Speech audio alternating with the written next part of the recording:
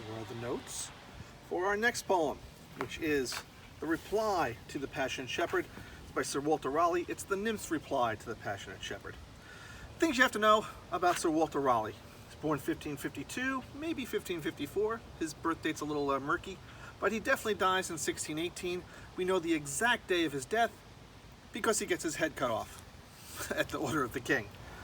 Guy who's variously in favor with the monarchy and out of favor with the monarchy. Generally in favor more often than not with Queen Elizabeth, although he does marry someone without telling her. It's one of her ladies in waiting. She's a little upset about that.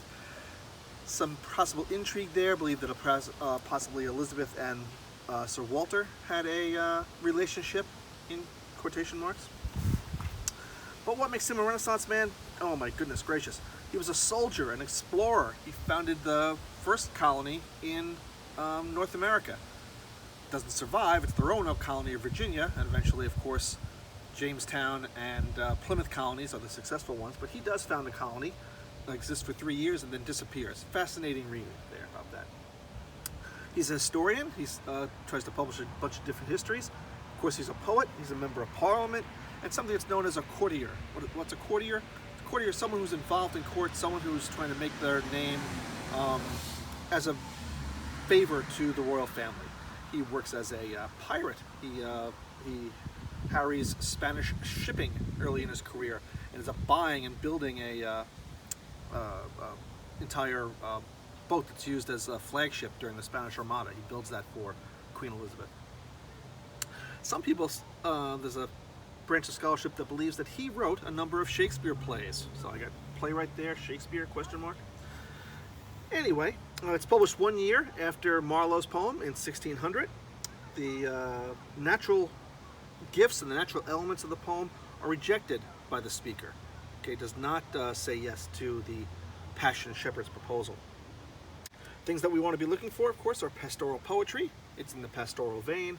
It's going to have those same 6 quatrains, those 5-line stanzas.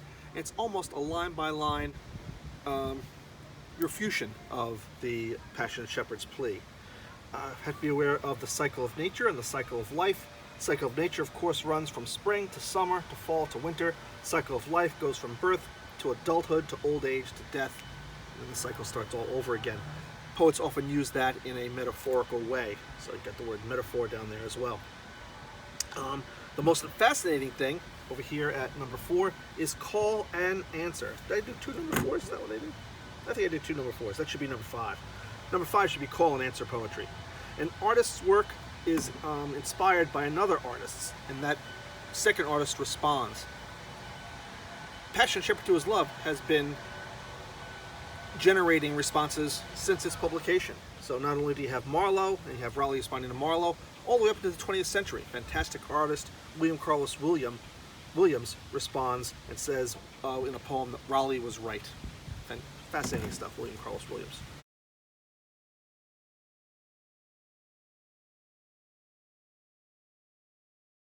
If all the world and love were young, and truth in every shepherd's tongue, these pretty pleasures might me move to live with thee and be thy love.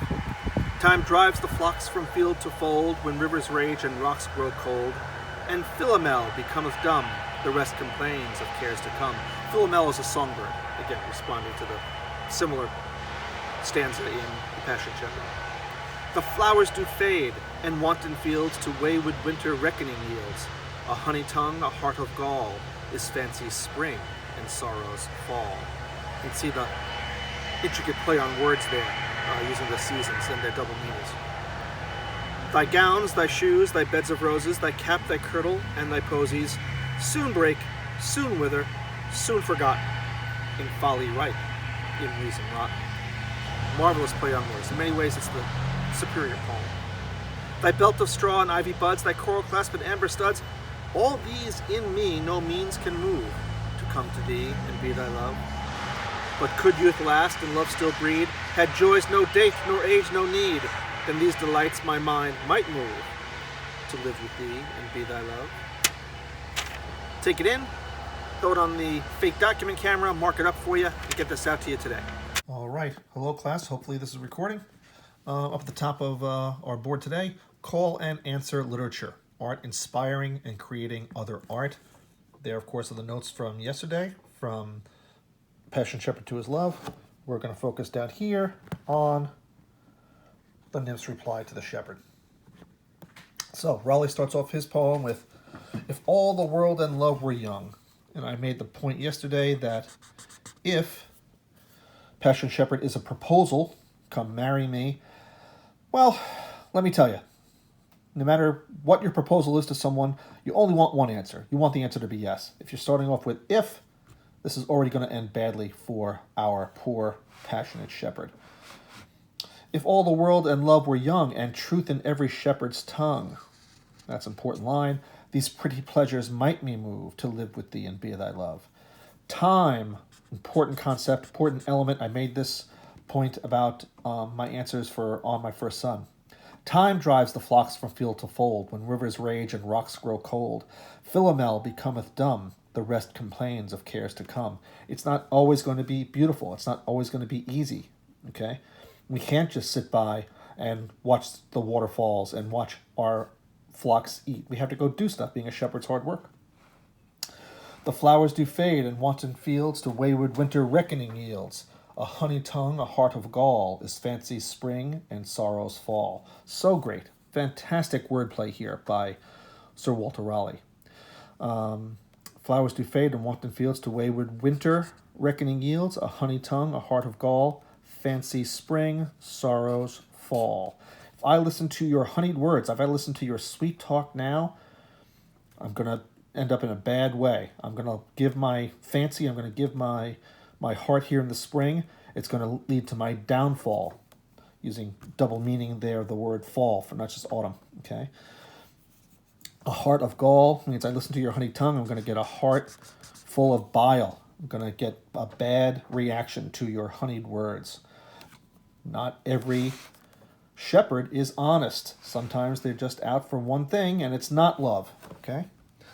"Thy gowns, thy shoes, thy beds of roses, thy cap, thy kirtle, and thy posies soon break, soon wither, soon forgotten. In folly ripe, in reason rotten." I need to use my head here, not just my heart, okay? "Thy belt of straw and ivy buds, thy coral clasp and amber studs, all these in me no means can move to come to thee and be thy love." You want to buy me things, okay?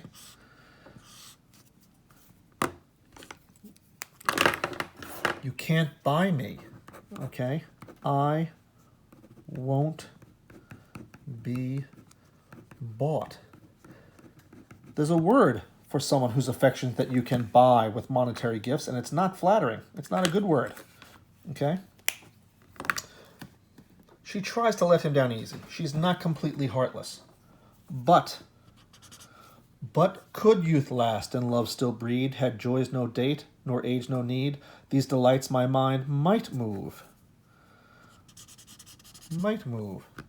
to live with thee and be thy love, okay?